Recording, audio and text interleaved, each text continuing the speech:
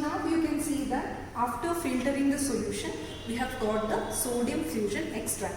That is, after heating the contents of the china dish and then filtering the solution, we have got the sodium fusion extract. Now this extract has to be tested for nitrogen, sulfur and halogen. So first we will test whether there is nitrogen that is present in the given organic compound. So to find out whether nitrogen is present in the given organic compound, we need to prepare fresh ferrous sulfate solution.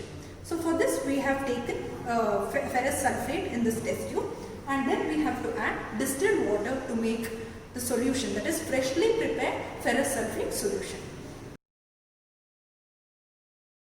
Here we have the stock solution, that is the sodium fusion extract. To this we need to add the freshly prepared ferrous sulfate solution. So here let me just add. So the ferrous sulfate solution, which is freshly prepared, is added to the stock solution. Now this solution has to be boiled. So we have to boil this solution and then cool it, and after cooling we need to add dilute sulfuric acid. So when we add dilute sulfuric acid, if the solution turns blue or green, then we can say that the compound contains nitrogen. Suppose if the solution does not become green or blue, then we say that the compound does not contain nitrogen. So now what I have done is I have added the stock solution and the ferrous sulfate solution and heated it. Now after it has cooled, we have to add dilute sulfuric acid. Okay, now we have seen that the solution has been cooled. So to this we need to add dilute sulfuric acid. So we have to see while adding dilute sulfuric acid if the solution becomes blue or green. Okay, so I have added the dilute sulfuric acid. The solution, the color of the solution has not changed.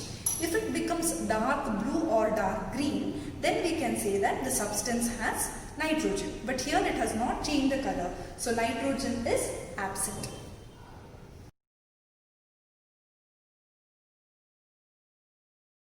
So similarly, we have also tested whether the compound contains halogen as well as sulfur. We have seen that nitrogen, sulfur as well as halogen is absent. All the three elements are absent in the given organic compound. So next step is finding out the solubility of the compound. That is, the compound is soluble in which solvent. So for this purpose, let us take the compound and test the solubility in water. So in order to test the solubility, we have to take very less amount of the compound, and we are taking the solvent around 2 to 3 ml of the solvent. So now I have checked whether the compound is soluble in water or not. So you can observe that the compound is insoluble in water. So if the compound is insoluble in water, we have to check whether the compound is soluble in dilute HCl. So for that sake, again we take the compound, small amount of the compound,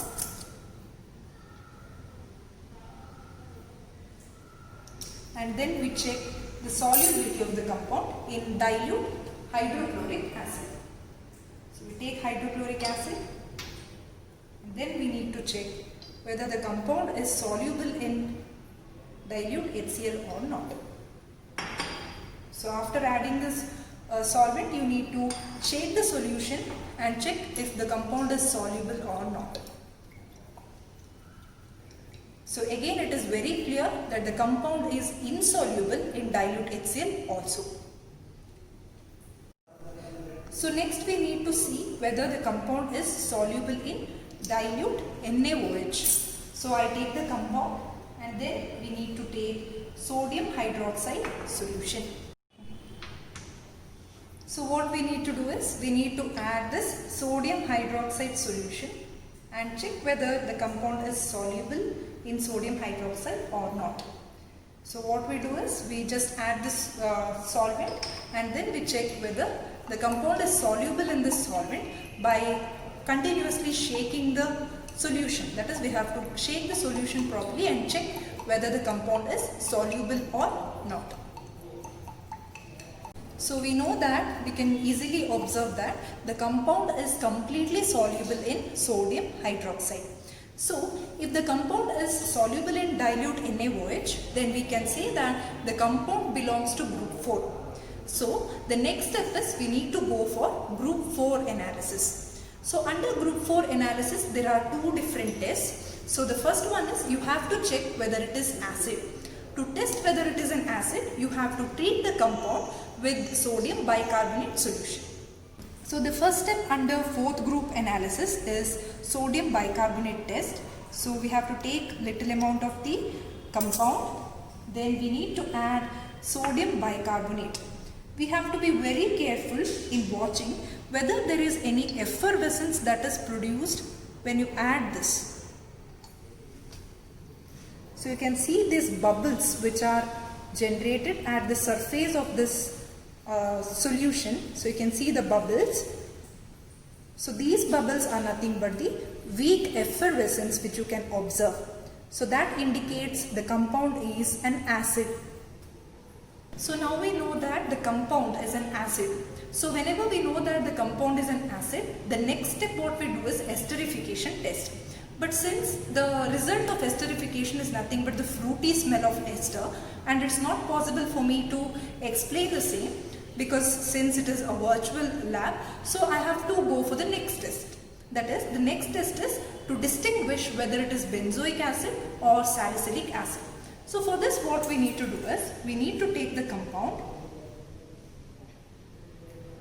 and take water. So here I have taken the compound and I have taken water here. Now to this solution we need to add neutral ferric chloride solution. Around 1 to 2 drops you have to add. So you have to just check whether there is purple color that is formed during this addition of ferric chloride solution. So if there is no purple color, then the given compound is benzoic acid. Suppose if there was purple color here, then we can say that it is salicylic acid. So the given organic compound is benzoic acid.